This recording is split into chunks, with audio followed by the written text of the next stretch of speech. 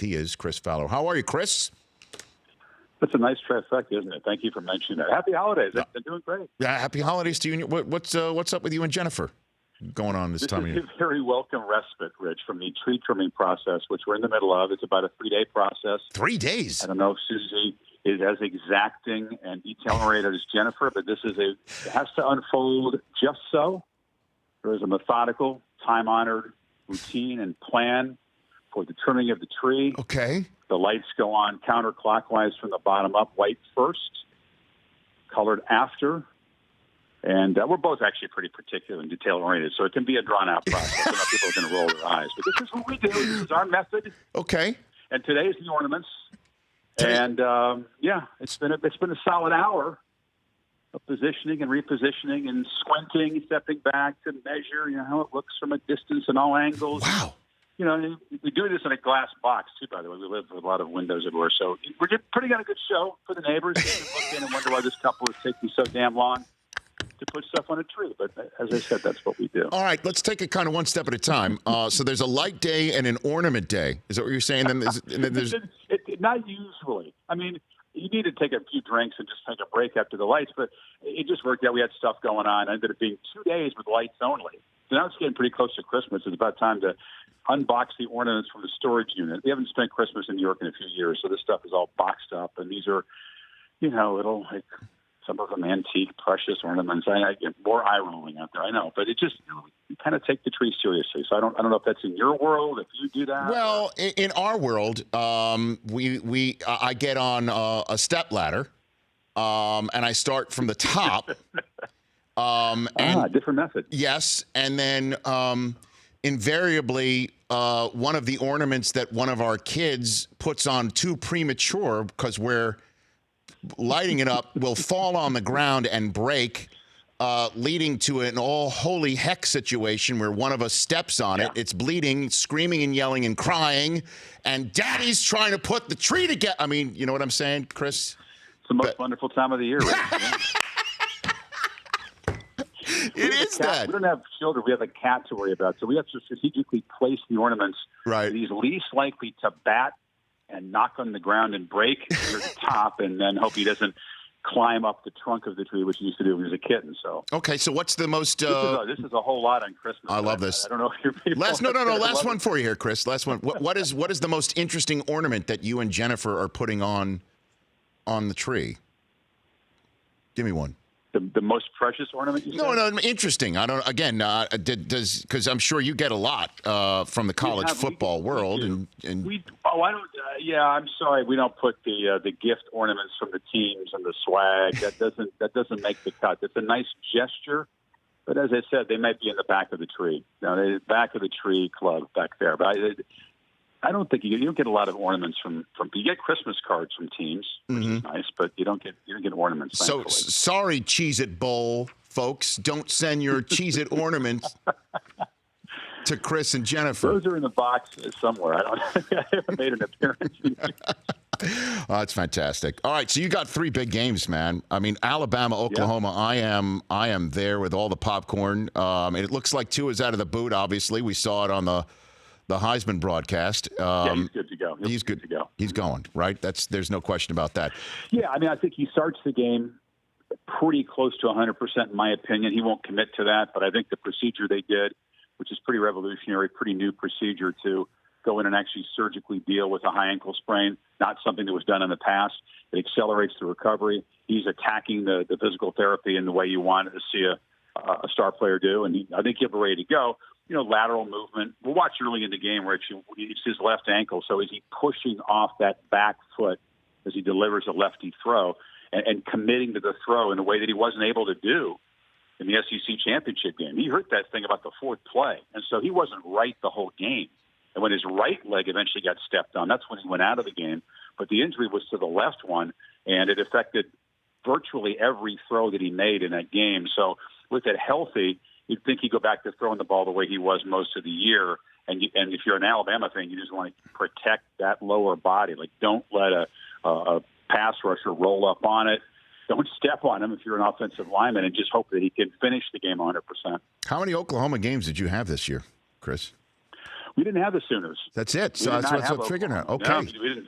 It was just the schedule broke that way. Yeah.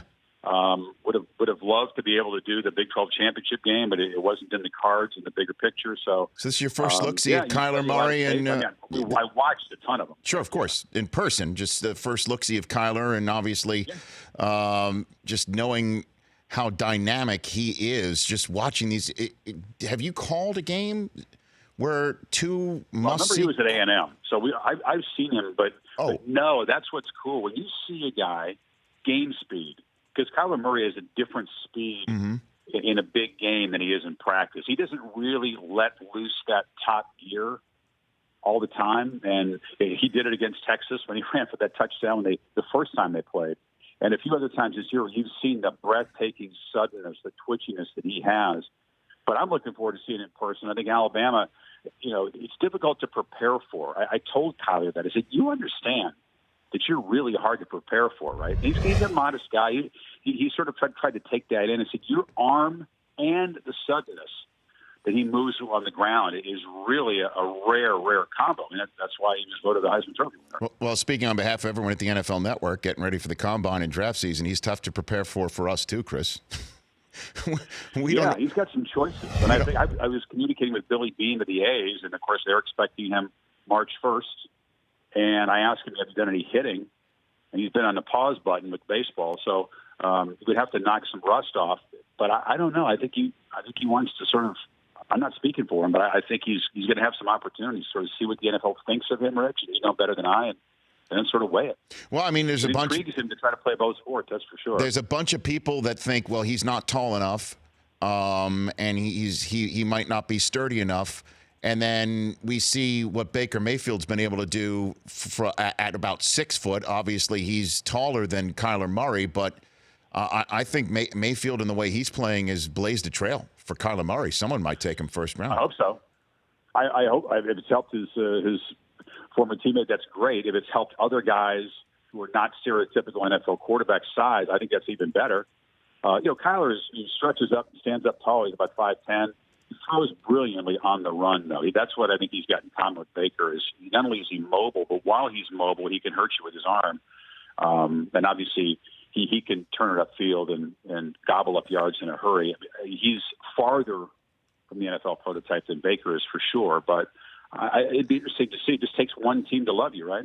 Yeah, absolutely. Chris Fowler here on the Rich Eisen Show, and then the Rose Bowl, which is going to be Urban Palooza. I imagine every single Buckeye on planet Earth that is free to come to the Los Angeles area for the Rose Bowl will be here for Urban Meyer's last game. What are you hearing about that and the preparations around it? Yeah, I was Chris? in Columbus this week. Interesting, good long sit down with Urban. Covered a variety of topics over the years, and obviously his excitement about being at the Rose Bowl. No one in his staff has ever been in the Rose Bowl. He's never been in the stadium.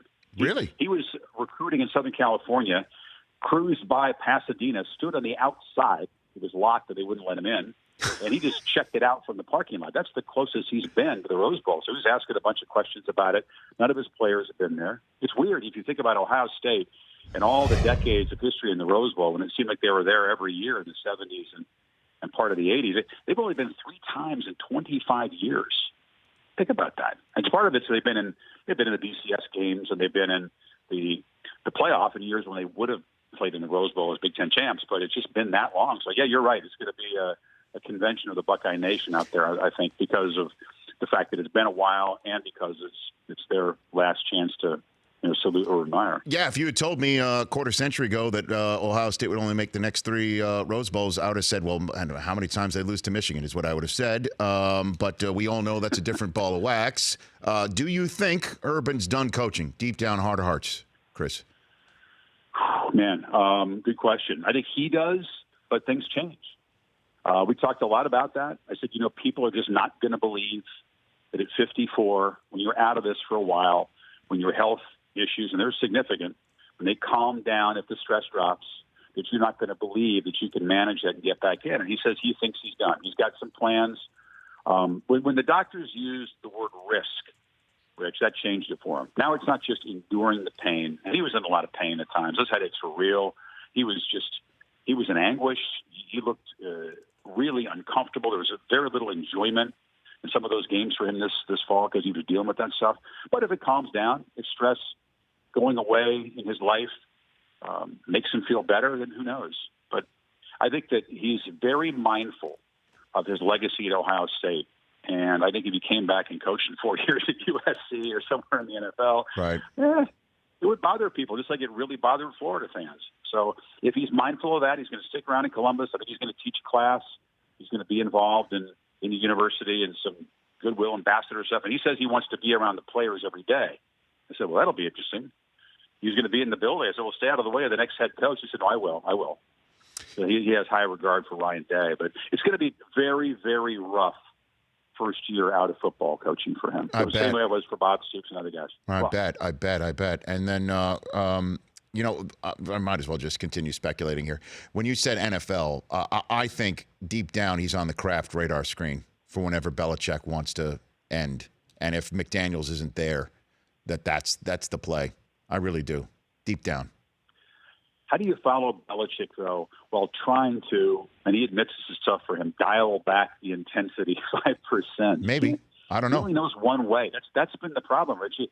Urban only knows one way. He can't be a CEO. He can't let others run the show while he focuses on just a few things. That's just not – it's not possible for him. You tell me. In the NFL and even – I mean, you don't have to recruit. So right. Maybe it's a little bit less 12 months, but is it any less intense? I can't imagine. No, it's not. But, I mean, every single coach that I've worked with, and I'm sure you have too, Chris, they can't get out of their system ever. Ever. They don't miss the losing. They don't. And then as they get older, the excitement of winning, that emotional high is not nearly as intense as the depression over losing. But they can't get out of their system. No, and TV doesn't give you that. I mean, Urban did TV. He may do TV again.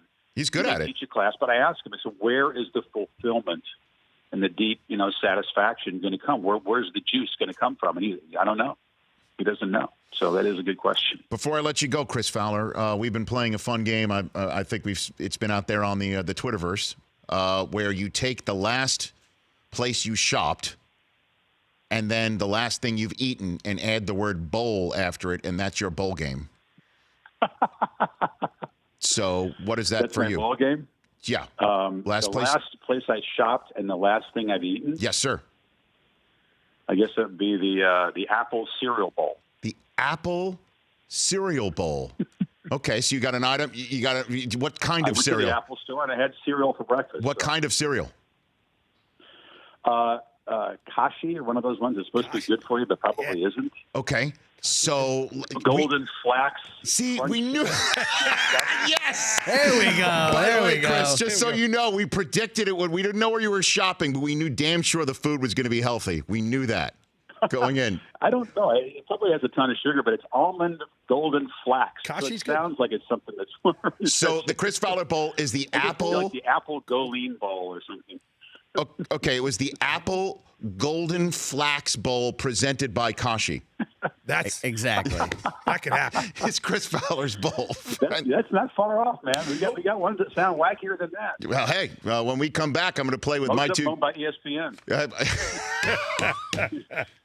Hey, Chris, thanks for joining. Really appreciate it. Say hi to Jennifer. Ornaments, Rich. We got Phase 4 coming up. It's great talking to you. Happy holidays to you and Susie and the gang there. All right, Chris, I hope to get a chance to see you when you're out here in Southern California. We'll chat soon. Okay. You got that's Chris Fowler, at CB Fowler on Twitter. The Rich Eisen Show, weekdays at noon Eastern on Audience.